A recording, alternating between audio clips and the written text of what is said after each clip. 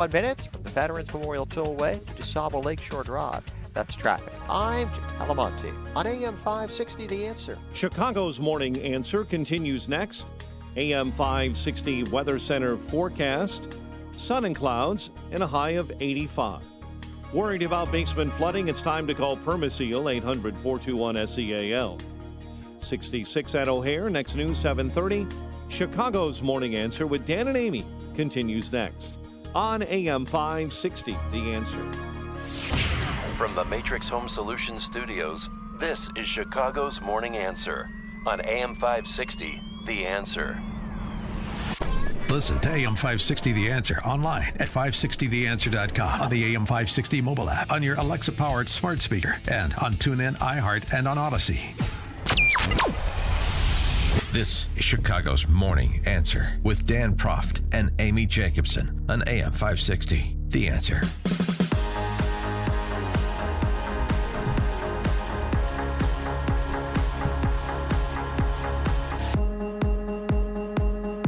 I notice when I come home in the evening, she ain't got nothing nice to say to me.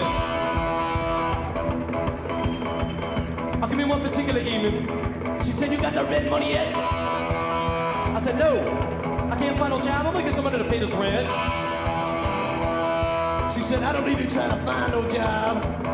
She said, all she needed today was standing on the corner, leaning up against a post. I said, "But I'm tired. I've been walking all day." She said, "That don't confront me as long as I get my rent money by next Friday." Now, you know, next Friday coming, I couldn't get the rent. Out the door I went. Thank you. And out the door I went. We used to understand that you didn't have the rent money, then out the door you went. You know, if I have to watch you dance.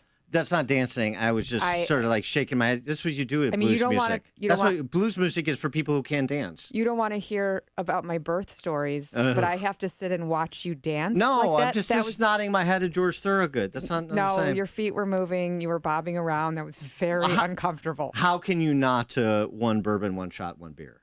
It's not possible. The human being cannot resist bobbing his head to that song. I sat very still. George Thorogood, one of the best shows I ever saw was at Ravinia a few years ago before, this is like way back when America was free. George Thorogood opening for Buddy Guy. And this is Thorogood, like he's 60, Buddy Guy's like 80. Ravinia? That was a Ravinia crowd? Oh, I'm a wine and cheese guy. Oh, well, yeah. Did you bring your candelabras and yeah, of course, and obviously. And, you know, they like to have the blues guys up there because all those North Shore types like to pretend that they're, you know, still down at the street level with the struggle. Exactly. Of course. And they were all dancing probably like you just were, which is really, just don't do that. But, I mean, this is, didn't have the rent, out the door I went. We used to understand that. Back to the point here, I'm using Thorogood to illustrate.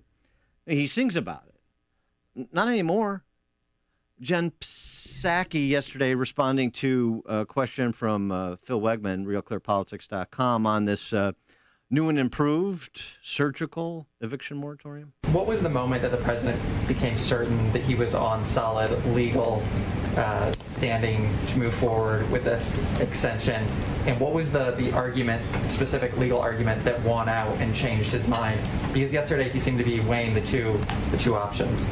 Well, again, as I've been discussing, the justification from the legal team is that this is a different moratorium. It's narrow. It's targeted at the areas highest impacted. It is not an extension of the national moratorium that was struck down just 6 weeks ago. Yeah. Well, the legal team better communicate with the president because he said the bulk of constitutional scholarship says that it's not likely to pass constitutional muster. But at a minimum, by the time it gets litigated, it will probably give some additional time while we're getting that $45 billion out to people who are behind in the rent who don't have the money. Is that how the rule of law works? I'm going to do something illegal, but by the time it's challenged and adjudicated, we'll have accomplished what we want to accomplish. Is that how it's supposed to work in a representative republic? Or are those the sort of authoritarian impulses that the left decried when it was President Trump trying to rule through executive order? For more on this and a few other topics, please be joined by our old friend Jonah Goldberg, co-founder and editor-in-chief of The Dispatch. Jonah, thanks for joining us. Appreciate it. Yeah, it's great to be back. And first of all, on the most important topic that I've listened to so far, it's not dancing if your hips aren't moving. It's true. My hips were not moving. I have the same problem with my golf swing. Yeah. And as a dad who does a good deal of daughter-embarrassing car dancing, I defend your right to bob your head and move your shoulders and whatnot. But you can't. I don't think it's fair to say you were triggered, ma'am, because of his dancing. Because it wasn't like I would be with you if he stood up and did anything with his hips. Come on. Short of that. Ugh. But now, I'm sorry for the image. I'm sorry. Well, you're not helping here. You're not helping. Well, but I mean, Jonah, just a point of order though. When I'm head bobbing to George Thorogood, that is not the same as you card dancing to Christopher Cross. Hey, now. Listen. I despise yacht rock. It makes me want to smash the dude's guitar against the Delta House wall every time I hear it. And I will admit, I was bobbing along to Thurgood when I was listening to it on hold. There you go. See, no human being can resist. Only Kristen McQuarrie can resist. Well, what about this larger matter I tried to illustrate in a fun way? I tried.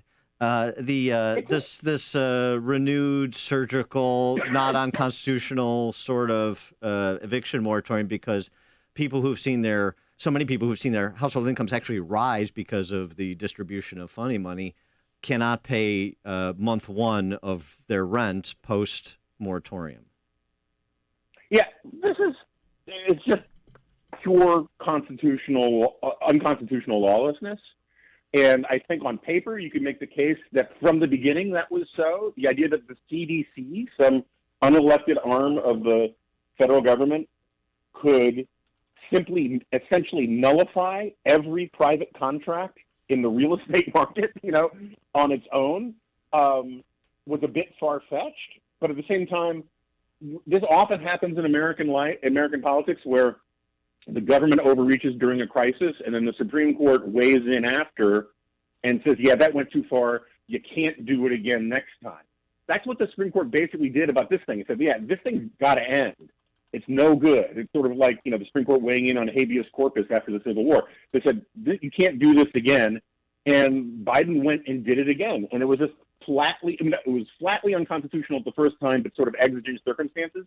To do it again is just pure craven, pandering lawlessness. And I wish, and it gets at something that I've been banging my spoon on my high chair about for a really long time, where it used to be in this country, and this is the way the Founding Fathers thought, that everybody who took an oath to uphold the Constitution upheld the Constitution. So that goes for congressmen and senators, it goes for presidents, it goes for everybody. And we saw, George W. Bush said that parts of the McCain-Feingold bill were unconstitutional and signed into law anyway, saying let the Supreme Court sort it out. At least he was ratifying Congress's will. Barack Obama went around the country saying that he literally couldn't do what the base wanted him to do on DACA and all that stuff because he wasn't a king and he couldn't rewrite the Constitution. And then when Congress didn't act, he went and did it unilaterally anyway. These are violations of your oath of office, which if you're President of the United States, you swear to uphold the Constitution. And the problem is no one talks in these terms about this kind of stuff. Everyone talks about what you can get away with rather than, what actually the Constitution allows or doesn't allow. And, Nancy Pelosi says Biden had to do it because she just thought it was too difficult to do something through Congress. Supreme Court told Congress, told the White House, told everybody, if you pass a law doing this, that's constitutional. But you cannot, by fiat, just simply nullify contracts around the country in perpetuity. And no one, and Pelosi and everyone else said, that's just too difficult.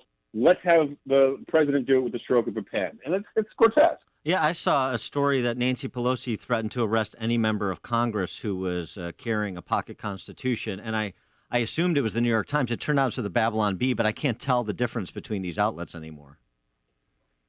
There has been a problem for quite a while of being able to distinguish satire from reality in American politics. I will grant you that. Well, speaking of Governor Cuomo's just wild response to all of these allegations, What is your take on what is next for him? I mean, coming from Illinois, I am actually astonished that there is a chance he will not be impeached. I guess you have to be arrested, like our governors, on corruption charges. But what is the appetite there for him to stick around? Yeah, and what, at some point you got to let me know where you guys are. For a long time, you guys were batting 500 on governors going to jail, and I don't know where you are now. But look, I think Cuomo's not going to resign unless he has to. And like Joe Biden saying unpleasant things about him and the New York Times saying unpleasant things about him, that doesn't matter to him. He's delusional. He's narcissistic. He's obsessed with himself. He thinks he can brazen it out. He's incredibly arrogant. The only way you're going to get him to resign is if it's some sort of like Nixon scenario where Nixon didn't want to resign. He wanted to brazen it out, but then it was explained to him, look, if you don't resign, the impeachment's going to happen and you're going to lose. And reality became a forcing mechanism on Nixon. And I think that's the only way you get Cuomo to resign is if it's clear to him he'll be impeached otherwise. I just don't know if that's going to happen. But not, and I want you to be honest here. How many times when you were back at National Review, you're in the office, you come to the office, and Rich Lowry or William F. Buckley see you, embrace you, give you a kiss on the forehead, a little rub on the small of the back, because that was their way. Or a tushy squeeze. Back in that generation. It's a generation and cultural thing, Andrew Cuomo's behavior. And apparently it's generational culture with respect to sending the sick back into nursing homes, too. I'm not sure. Yeah, I mean, we used to make jokes about playing Baron and the Milkmaid. Now it's playing the governor and the bodyguard. But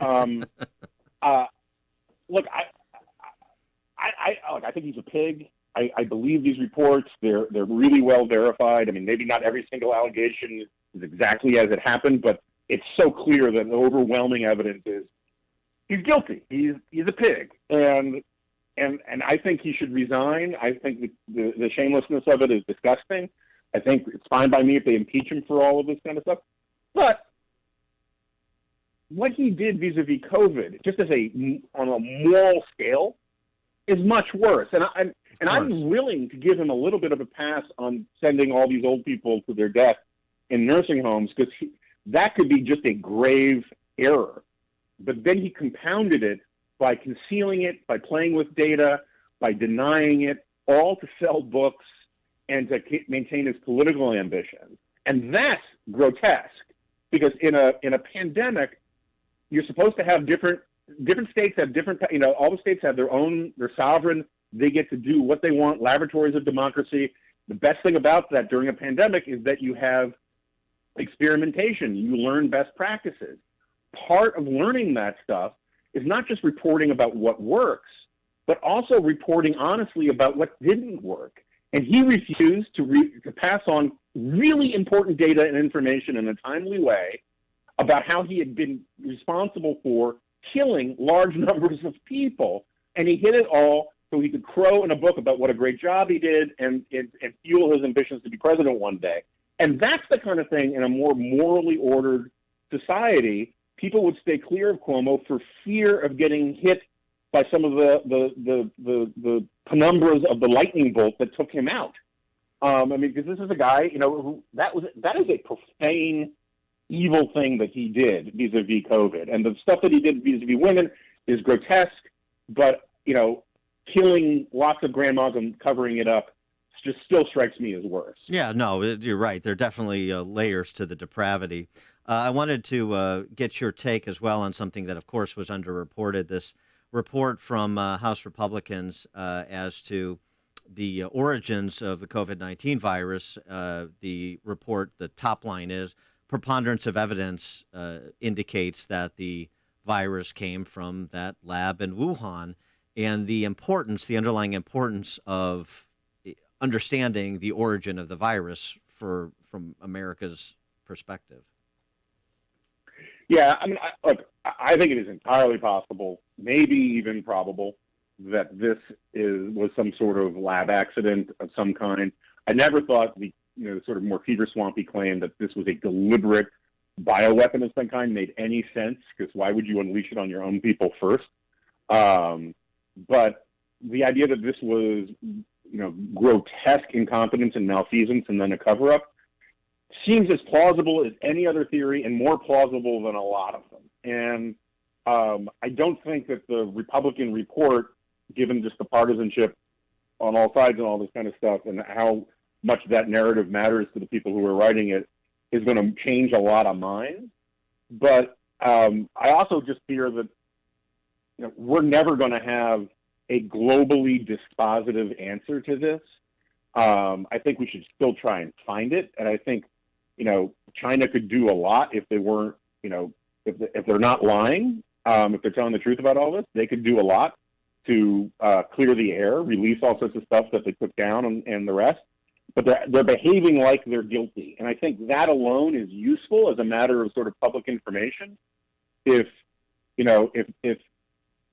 again, you can't finally get a real answer because China's not going to cooperate, but if what China does in response to these calls for an investigation is start saying, oh, this really came out of Fort Detrick or whatever, I think for a lot of the world, that's a sign that China is basically admitting that they're guilty and they're trying to project a different narrative out there. And that alone is useful.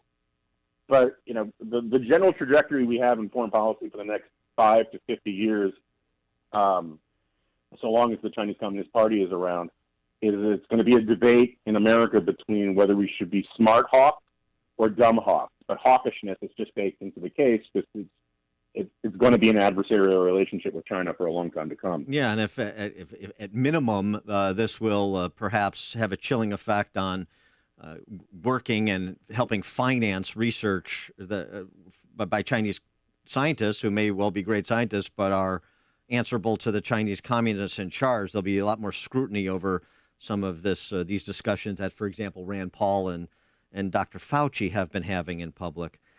Jonah Goldberg, co-founder and editor-in-chief of The Dispatch. Jonah, thanks as always for joining us. Appreciate it. Hey, it's great to be back. Thanks. Jonah Goldberg joined us on the Turnkey.pro answer line. Listen to Dan and Amy on your smartphone. Download the AM560 mobile app today at 560theanswer.com/mobile.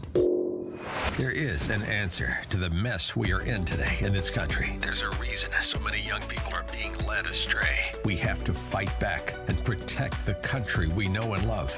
There's one who knows the way out of this mess. Charlie Kirk has the answer. He's relentless. He will not stop till he reaches every person who will hear. Listen to him every day, everywhere you find podcasts. The Charlie Kirk Show, now on a podcast near you. We've all heard it. Eat healthy. But what does eating healthy mean? Sure, there are countless diets out there, but they contradict each other.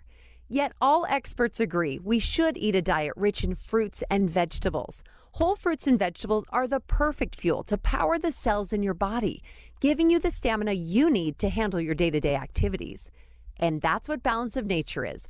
Whole fruits and vegetables delivered to you in a convenient capsule form for only 22 cents a serving.